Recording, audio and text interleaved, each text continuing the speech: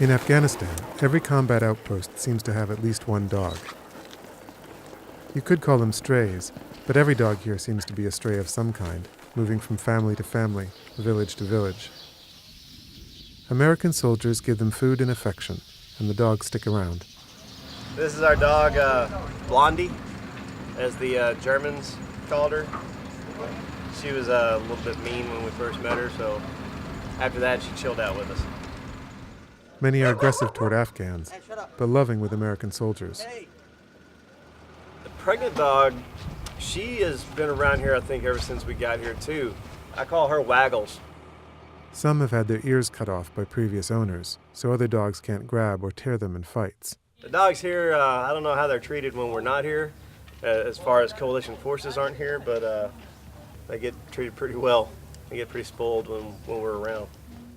Since Blondie started hanging around, she's gained weight and taken to going with the soldiers on patrols. Recently we went on a night patrol. Lo and behold, there she was.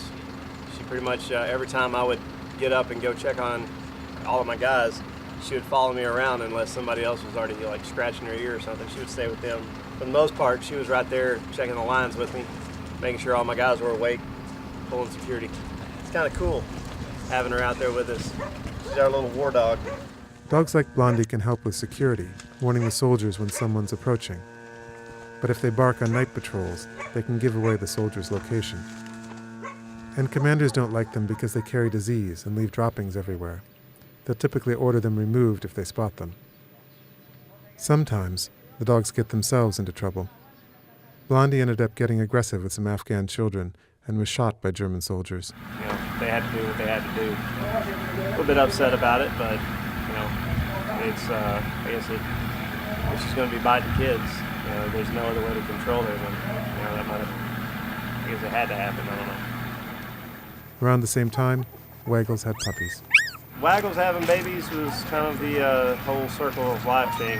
I haven't seen them yet because she's got them pretty well hidden underneath one of the patios.